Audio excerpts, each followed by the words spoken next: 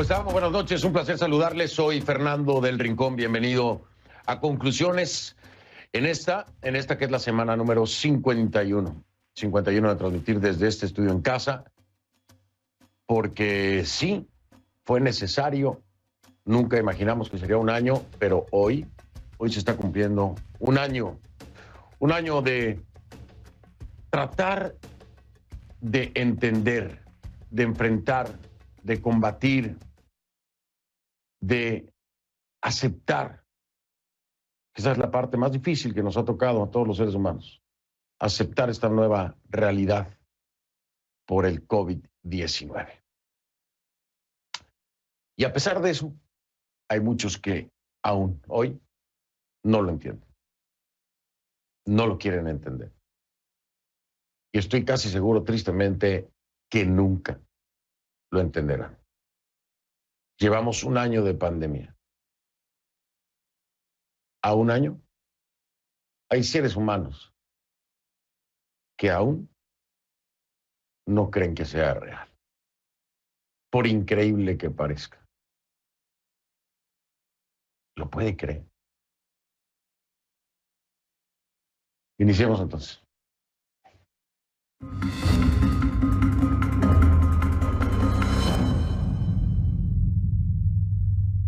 Le pido que a partir de este momento me acompañe utilizando la etiqueta numeral ConcluCovid 1 año, o sea, número 1.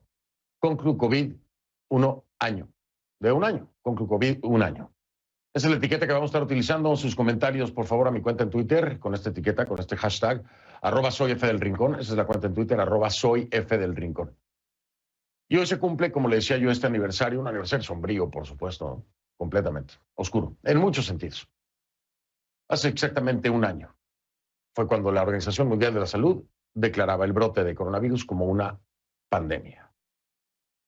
Como una pandemia. Muchos decían que era una decisión exagerada.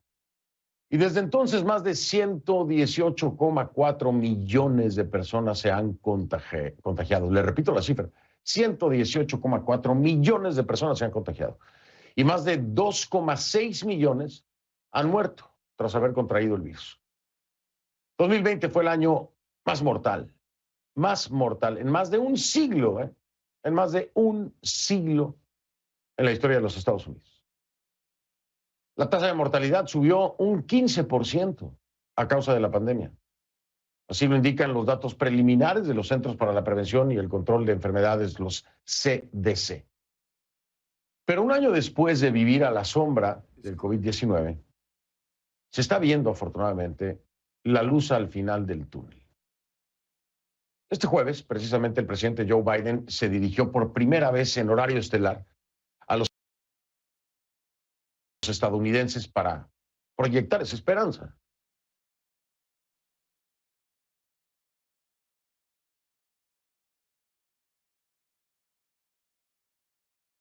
Biden pidió a los estados que permitan la vacunación para todos los adultos, esto a partir del 1 de mayo.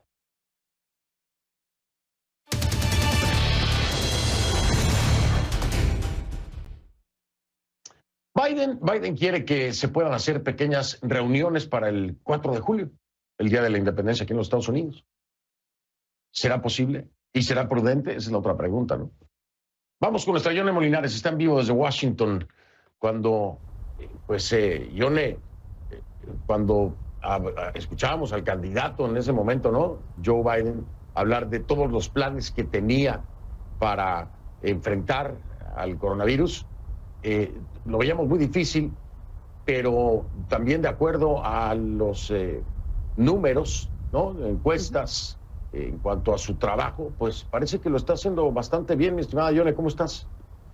¿Cómo estás, Fernando? Y mira, la verdad es que Biden tenía una gran carga sobre sus hombros. Después de tanta crítica a Donald Trump, pues tenía que realmente salir adelante con su plan. La gente puede hacer o no, o es debatible, pero en realidad la operación Velocidad de la Luz fue una apuesta gigantesca del gobierno de Trump para inyectar dinero, darle dinero básicamente con los ojos cerrados a estas farmacéuticas para que desarrollaran una vacuna a riesgo de que no funcionara.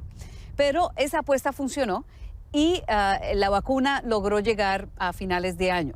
Ahora, el problema que tuvo el gobierno de Trump es que el plan fue comenzar a dar las vacunas y a darle a los estados que se desentendieran. Los estados y las localidades no tenían la infraestructura, ni el dinero, ni el momento específico para poder acelerar ese proceso de vacunación. Y ahí se creó un cuello de botella, que fue en el momento en el que llegó Joe Biden y tenía dos opciones: o aplicar una buena estrategia aprovechando este momento de las vacunas, o simplemente se desviaba y utilizaba algo que no le fuera a funcionar. Pues la estrategia que utilizó le funcionó, porque antes de que Biden tomara las riendas y el control de todo esto, ya Estados Unidos estaba vacunando casi 1 millón de personas al día. Hoy por hoy son más de 2 millones de personas que se están vacunando, y todo eso fue parte de un discurso de 25 minutos de Joe Biden, que comienza con una crítica al gobierno de Trump, precisamente por haber creado una división tan grande en términos de las cosas más sencillas para poder combatir esta pandemia, como el uso de la mascarilla, y hace una petición fuerte para un sacrificio más, un paso más de sacrificio a los estadounidenses para que esperen a que estas vacunas realmente comiencen a funcionar.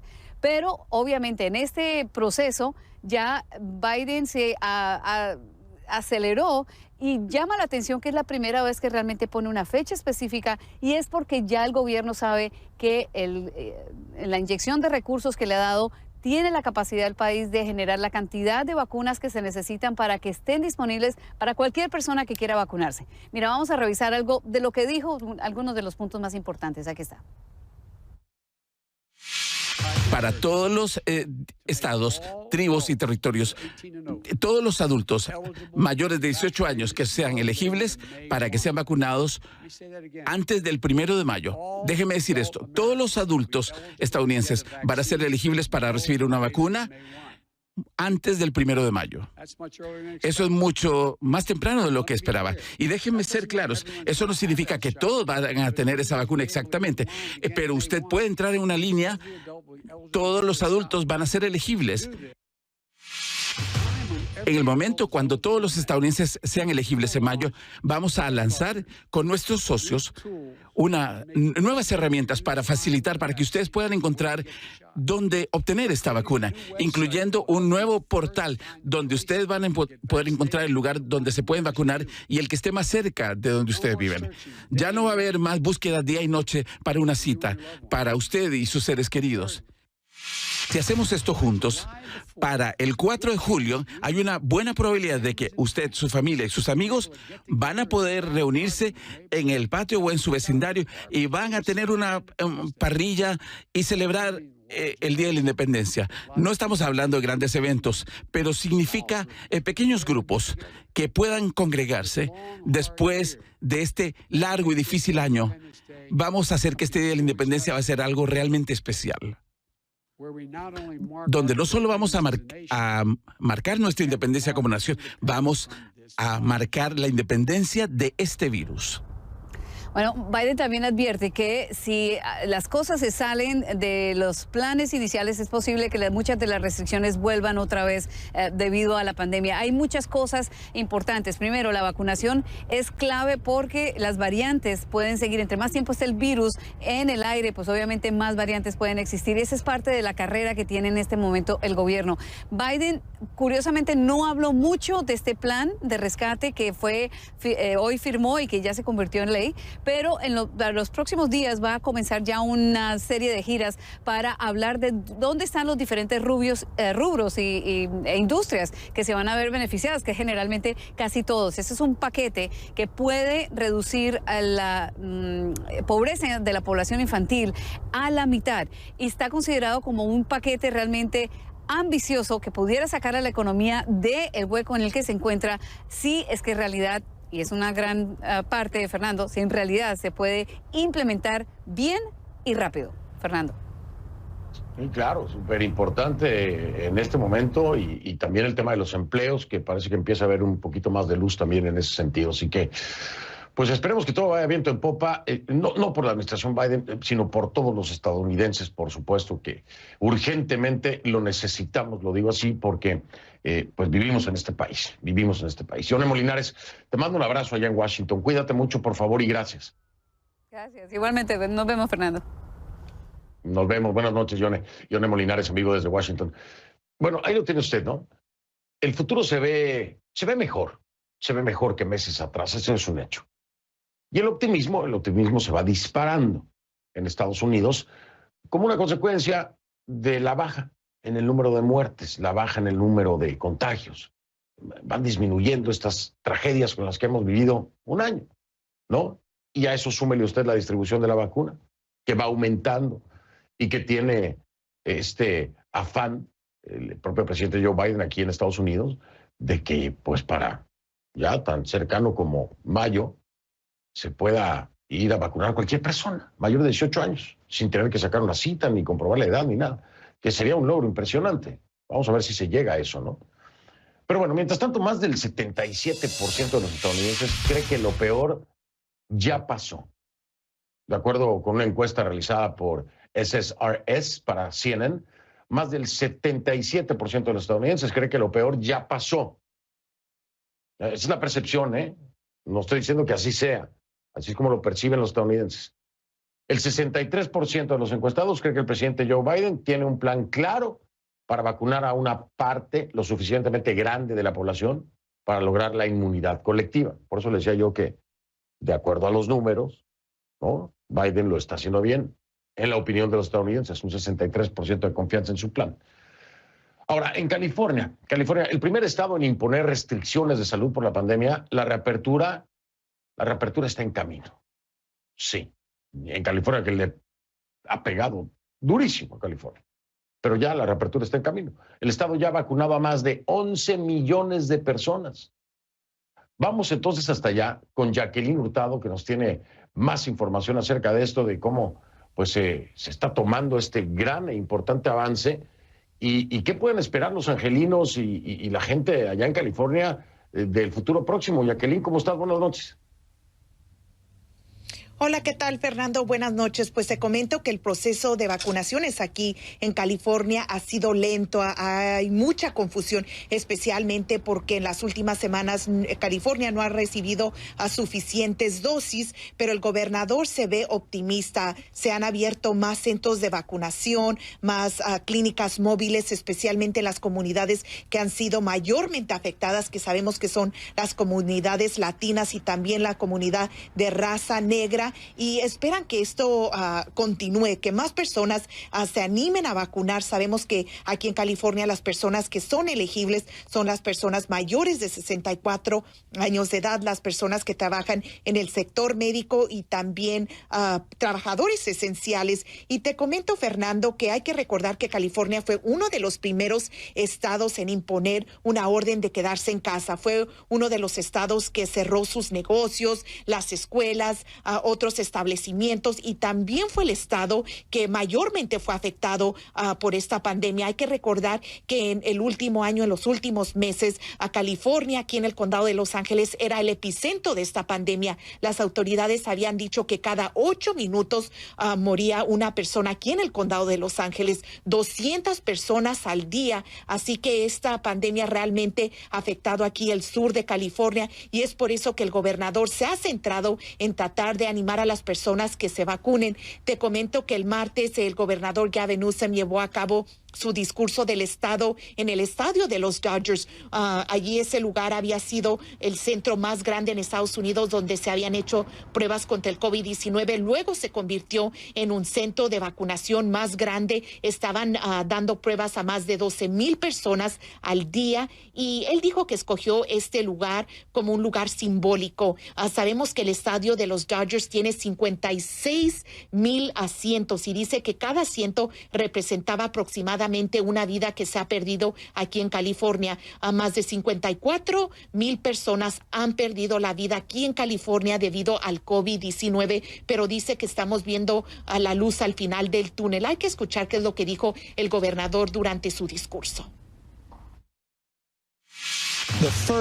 Fuimos el primer estado que emitió la orden de quedarse en casa, lo que nos ayudó a evitar los primeros picos de casos. Las mentes más brillantes de las principales instituciones de investigación y empresas de ciencias biológicas de nuestro país se lanzaron inmediatamente al desarrollo de tratamientos y vacunas innovadoras. Y mientras otros competían con equipos de protección personal a precios exorbitantes, construimos rápidamente nuestra propia línea de suministros de equipos críticos para millones y millones de trabajadores esenciales. Enviamos ventiladores y médicos a Nueva York, así como a otros estados que los necesitaban desesperadamente.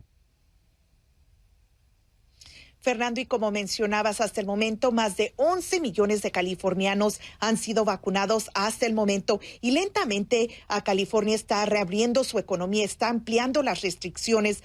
Por fin llegó a un acuerdo el Distrito Escolar de Los Ángeles con el sindicato de maestros. Habían decidido que no iban a abrir las escuelas, pero hace unos días anunciaron que lo van a hacer. Así que varias escuelas van a empezar a abrir a mediados de abril y esto va a ir abriendo poquito a poquito. Así que ves que la situación aquí en California está mejorando. Sin embargo, las autoridades aquí en California han dicho que no se puede bajar la guardia, especialmente aunque vemos que los números aquí en California han disminuido, todavía no pueden bajar la guardia porque podemos ver de nuevo un brote aquí en California, Fernando. Así que esperamos que la situación mejore y que más personas se animen a vacunar, porque muchas personas todavía no confían de la vacuna y tampoco creen que existe el coronavirus. Fernando.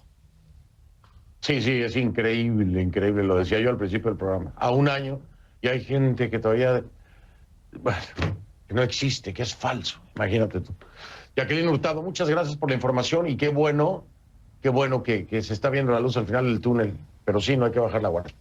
Buenas noches, Jackie. Gracias. Gracias. Gracias a ti. Mira, después de la pausa, hay un tema que ha causado gran controversia. El tema de la vacuna, pero ¿en qué sentido? Pues los países que no tienen. Vamos a analizar el tema de la diplomacia de las vacunas. El nacionalismo de vacunas de Estados Unidos le ha dado margen a Rusia y China para ampliar la influencia. ¿En dónde? En Latinoamérica.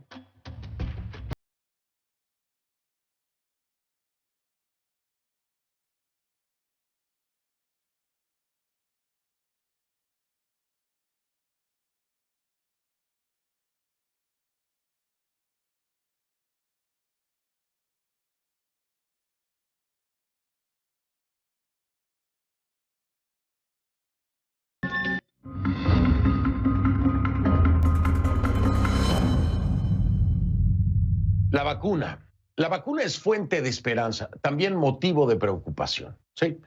Dinamarca, Islandia y Noruega, por ejemplo, suspendieron el uso de la vacuna de AstraZeneca después de informes de coágulos en algunos pacientes después de la inmunización. Pero vamos a hacer un recorrido para ver cómo están las cosas de aquel lado del Atlántico, comenzando en España y luego pasamos a nuestra región, con Chile y Brasil, dos caras completamente opuestas en la gestión de la pandemia.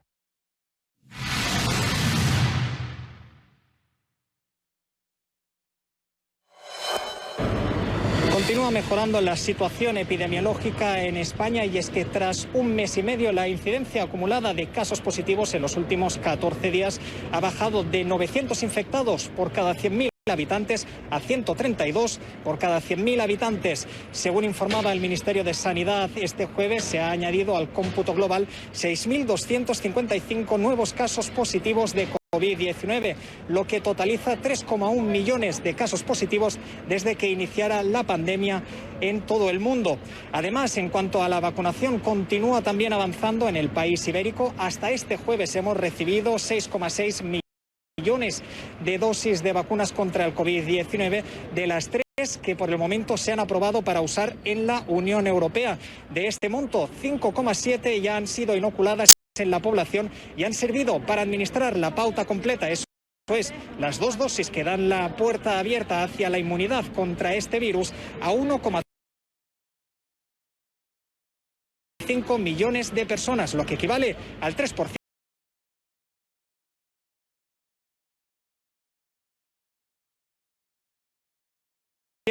de la población. Para CNN, Pau Mosquera, Madrid.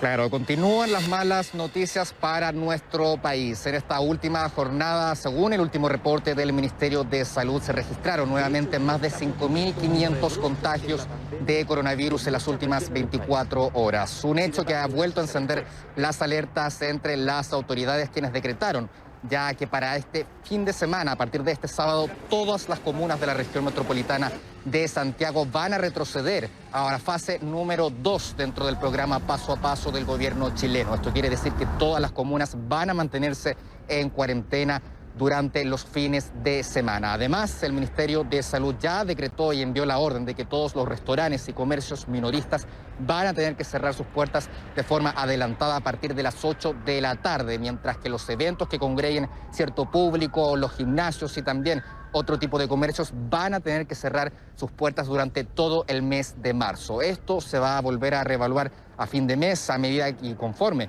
vayan saliendo los nuevos registros y reportes del avance de la pandemia en nuestro país. Una situación que hasta ahora ya ha dejado más de 870.000 contagios en nuestro país desde el inicio de la pandemia y también la lamentable cifra de más de 21.000 personas fallecidas. Para CNN, Christopher Ulloa, Santiago de Chile.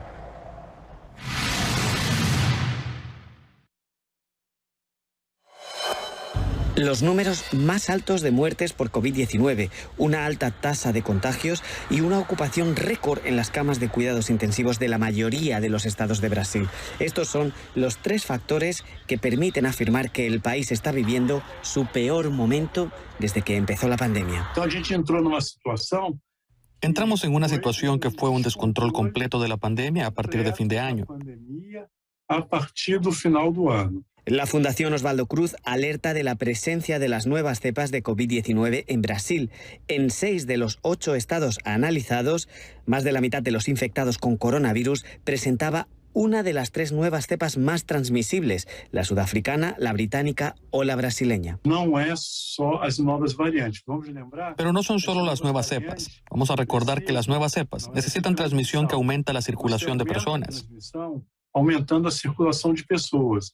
Solo 4 de los estados brasileños están con ocupación de camas de cuidados intensivos por debajo del 80% y ninguno por debajo del 70%. Esto impacta en el número de muertes. John Rotzkowski, de 69 años, perdió la vida en menos de una semana de enfermedad. Su esposa dice que se podría haber salvado si hubiera recibido los cuidados que suele haber disponibles en su ciudad, Lapa, en Paraná. Las autoridades de este estado reconocen que los índices de hospitalización y fila de espera por camas hospitalarias ha aumentado por la nueva cepa. Afirman que han abierto 700 camas de cuidados intensivos y enfermería en 12 días y prometen otros 1.000 de enfermería en los próximos días. Paga impuestos de todo, ¿no? Para no conseguir un leito. Pagamos impuestos por todo, para no conseguir una cama de cuidados intensivos cuando se necesita en el final de vida, porque sería un consuelo, por lo menos un consuelo para nosotros, si hubiera logrado ir. Ante la amenaza de colapso sanitario, las principales ciudades de Brasil, Salvador de Bahía, São Paulo y Río de Janeiro, endurecen sus medidas de restricción social. Marcos Braga tuvo que atrasar la apertura de su nuevo emprendimiento, una cafetería, de febrero a septiembre por la pandemia. Apenas 6 meses después ha tenido que cerrar sus puertas a las 5 en lugar de las 8 por medida sanitaria. Y aunque a partir de mañana puede volver a abrir hasta las 9, lamenta las pérdidas y teme nuevas restricciones ante el avance de la pandemia. Para un negocio pequeño como el nuestro es herida de muerte y no hay ningún tipo de ayuda ni de amparo. Todo cae en nuestra cuenta. Basta de delicadeza, de remilgos. ¿Van a estar llorando hasta cuándo? El presidente de Brasil, Jair Bolsonaro, continúa atacando las medidas de aislamiento social adoptadas por gobernadores y alcaldes y ridiculiza a aquellos que se quedan en casa. Los gobernadores y alcaldes mantienen, sin embargo, las medidas. Para CNN, Marcos Moreno, Río de Janeiro. Bueno, ya después de escuchar a Bolsonaro, ya entiende por qué Brasil está como está, ¿no? Lo cierto es que el éxito de cualquier estrategia para combatir el COVID-19 está ligado a la velocidad, por supuesto, con la que se produce la vacuna. Ahora, esta capacidad de producción masiva se concentra, por lo general, en países desarrollados. Y no todos están dispuestos a compartir, ¿no? Ese es el caso de Estados Unidos. El presidente ha dicho que no podrán compartir su producción hasta que todos los estadounidenses estén vacunados. Ahora, ¿qué pasa? Bueno, la medida le está dando oportunidades a Rusia y a China para entonces hacer crecer su influencia en regiones pobres, pues especialmente en nuestra región, en América Latina. Hay varios países desesperados por avanzar, están usando las vacunas procedentes de estos países.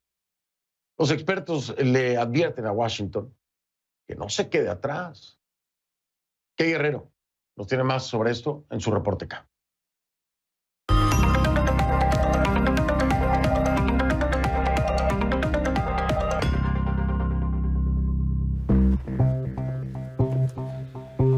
Good evening, my fellow Americans. A un año del inicio de la pandemia por COVID-19, Estados Unidos tiene motivos para celebrar.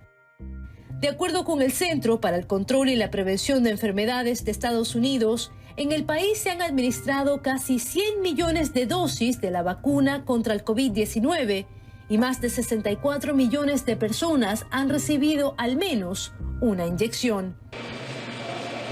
Este logro no ha pasado desapercibido, pero se ve con recelo en América Latina, donde hay países que no han recibido ni una sola dosis de la vacuna. De hecho, de acuerdo con un reporte de The Economist Intelligence Unit, países como Venezuela, Bolivia, Nicaragua, Paraguay, Honduras y Guatemala podrían no recibir acceso generalizado al medicamento hasta 2023. Ante el escenario que implica una economía pobre y sin vacunas, varios países de la región están recurriendo a China y Rusia para pedir auxilio. Estos dos países, ambos rivales políticos de Washington, están respondiendo. La respuesta de Rusia y China, creen los analistas, aumentará la influencia de esos países en la región, algo totalmente irrelevante para los gobiernos que necesitan con urgencia vacunar a su población. Nosotros no le preguntamos a nadie qué ideología tiene la vacuna. Lo que le preguntamos es si salva vidas de argentinos. Argentina fue uno de los primeros países de América Latina en recibir la vacuna rusa, la Sputnik V, y su presidente, Alberto Fernández, el primer mandatario en inocularse con la dosis. México también adquirió la Sputnik V. La decisión llamó la atención puesto que se trata del socio comercial más grande de Estados Unidos, pero la medida tiene sentido. La Casa Blanca ha dejado claro que no compartirá vacunas con México por ahora, porque la prioridad, dicen, son los estadounidenses. So when the president of Mexico meets with President Biden a little bit later today, he is expected to ask if President Biden would consider sharing part of the U.S. coronavirus vaccine supply with his country. Is this something that President Biden is considering? No. The president has made clear that he is focused on ensuring that vaccines are accessible to every American. That is our focus. Jair Bolsonaro. Brasil, otro aliado de Estados Unidos, ha tomado el mismo camino. El país administra tanto la vacuna rusa Sputnik como la china Sinovac, mientras que Perú y Chile han optado por la fórmula china. Estados Unidos, por su parte, quiere hacer contrapeso. Si bien el presidente Joe Biden anunció que Estados Unidos donará $4.000 millones al esfuerzo de COVAX para llevar la vacuna a países pobres, la medida no es suficiente, ya que el problema no es cuestión de dinero, sino de producción masiva, una capacidad con la que pocos cuentan. Del otro lado del mundo, Rusia sonríe. Aseguran que es cuestión de humanidad, no de política. It's not about politics, and basically we feel that it's just enemies of the vaccine who run out of all of the other arguments. And the only argument they have to not have Sputnik is a political one, but hopefully they will get over this too. Superación es una palabra grande cuando se trata de geopolítica. La vacuna rusa ya tiene incluso acuerdos con laboratorios locales para fabricarla en América Latina. Kay Guerrero, CNN, Atlanta. Gracias a nuestra Kay Guerrero con su reporte K. La encuentra en Twitter como @KGuerreroCNN, @KGuerreroCNN. Al regresar, ¿qué está pasando en México? ¿Qué está pasando en México con el tema de las vacunas? Voy a hablar con uno de los médicos cirujanos que lucha diariamente contra el COVID y que aquí hizo unas alertas muy importantes en su momento al gobierno de la Ciudad de México, que reaccionó de inmediato, ¿eh? Usted lo va a recordar muy bien. Ya regreso. Hay una pregunta que muchos se hacen. ¿Es posible contagiarse a la vez con dos variantes distintas de coronavirus? Sí, sí. Está probado científicamente. El descubrimiento se hizo en Brasil, donde un grupo de investigadores identificó dos casos con estas características. Las dos mujeres afectadas resultaron ser portadoras de dos cepas distintas del virus de forma simultánea. La buena noticia, por lo menos en esos casos particulares, es que solo experimentaron síntomas moderados similares a los de la gripe. Según el estudio, ese tipo de contagios plantea la posibilidad de recombinación de los genomas de las diferentes cepas, lo que puede generar, a su vez, nuevas variantes de coronavirus. En México hemos visto estos días muchos anuncios sobre renegociación de contratos con farmacéuticas, compra de más dosis de la vacuna contra el coronavirus y llegada de cargamentos. Sin embargo, eso no se ha traducido en una agilización del plan de vacunación. Y es que México tiene más de 126 millones de habitantes, ¿sí? Y solo se han administrado poco más de 3,7 millones de dosis. Imagínense, 126 millones de habitantes, 3,7 millones de dosis. Y lo presume el gobierno de Andrés Manuel López Obrador como si fuera el 50% de la población, pero no es nada. No es nada con 126 millones de habitantes. Bueno, solamente en la Ciudad de México, zonas conurbadas, por ejemplo, ¿no? Estamos hablando de más de 30 millones de habitantes. Entonces, es mínimo, ¿no? Vamos a hablar acerca de lo que está pasando, para entender qué está pasando, ¿no? Con mi invitado esta noche. Y le voy a dar la bienvenida entonces al doctor Antonio Domínguez Zambrano, médico cirujano que colabora con el Hospital General de México, Eduardo Lisiaga. Vamos con él.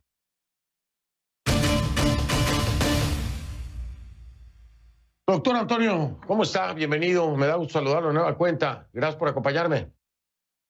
Hola, Fernando. Muy buenas noches. Saludos a todo tu auditorio. Muy buenas noches. Gracias. Muy buenas noches, doctor. Oiga, doctor, a ver, ¿cómo podemos entender qué es lo que está pasando en México?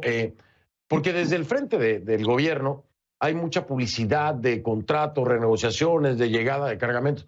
Pero cuando vemos en realidad la aplicación es ínfima en una población de 126 millones de habitantes, en la misma zona centro, estoy hablando de la Ciudad de México, zonas conurbadas, no representan nada. Es muy poco, vaya, el universo es muy pequeño. ¿Qué hay en realidad ocurriendo en ese sentido, doctor Domínguez? Mira, Fernando, la realidad es que cuando se falla en manejar se pone por encima de la vida humana la política y la economía, caemos en lo que estamos viviendo actualmente. Hoy en México estamos todavía en una crisis. Ha disminuido ciertamente el pico que tuvimos en diciembre, que obviamente causó los estragos en enero, pero hoy por hoy México tiene una cantidad de muertes extraordinaria. Yo creo que mañana o pasado vamos a estar llegando cerca de los 200,000 fallecimientos. Hay más de 2 millones de contagiados. Con decirte que el grupo médico en general no ha sido vacunado en su totalidad. En el mismo Hospital General falta todavía gente por vacunarse, gente de primera línea, y eso en muchos hospitales. Los hospitales privados carecen de vacunas. La gente que tiene que estar vacunada todavía no lo está. Efectivamente hay mucha publicidad, pero vemos que hay un desorden generalizado. No hay una aplicación correcta de vacunas. La gente está colaborando, pero por desgracia el gobierno no ha hecho la parte que le toca. Sin lugar a dudas, en México yo calculo que esto va a ocasionar un sinnúmero más de fallecimientos. Se calcula que en julio aproximadamente en todo el mundo va a haber cerca de 4 millones de muertes por el COVID. Mi cálculo es que vamos a estar llegando a fin de año alrededor de los 5 millones y México sin lugar a dudas no se va a quedar atrás. Se calcula que en México va a estar acabando esto como para la primera semana de octubre del 2022. Esto es muy grave porque obviamente va a fallecer muchas personas más. Y esto es una deficiencia. Cuando no tenemos instituciones sólidas y un liderazgo eficaz, caemos en esto. Los países que cuentan con instituciones sólidas y liderazgos eficaces han salido adelante, como Noruega, Nueva Zelanda. Pero vemos el ejemplo de México, incluso Estados Unidos. Cuando falla alguno de estos dos conceptos, pues el resultado son los fallecimientos y las muertes. Sin lugar a dudas, el poner por encima de la salud, de la vida, la política es muy grave y es lo que estamos viviendo actualmente. Y es algo que hemos hablado usted y yo en repetidas ocasiones.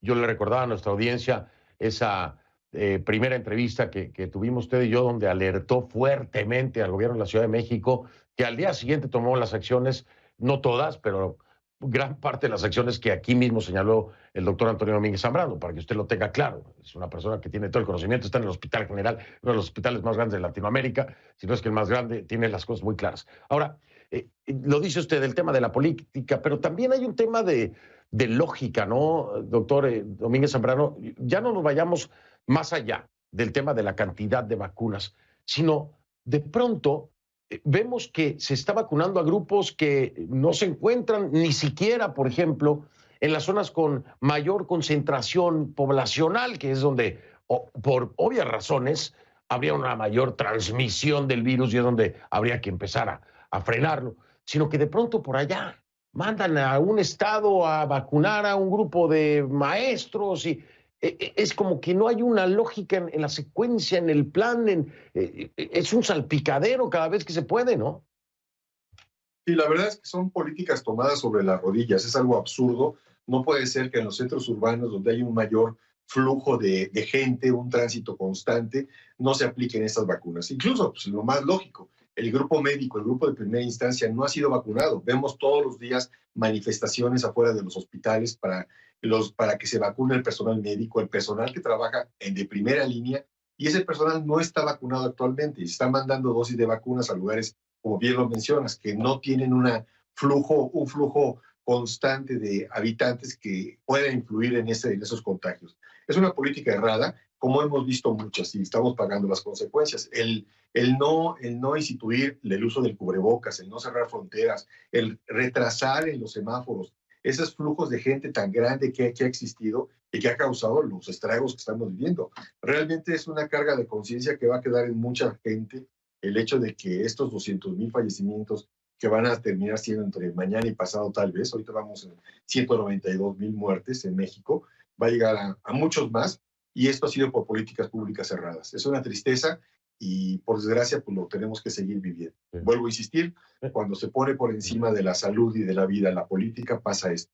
Cuando no hay una institución fuerte y un liderazgo eficiente y eficaz, pasa lo que estamos viviendo en estos momentos.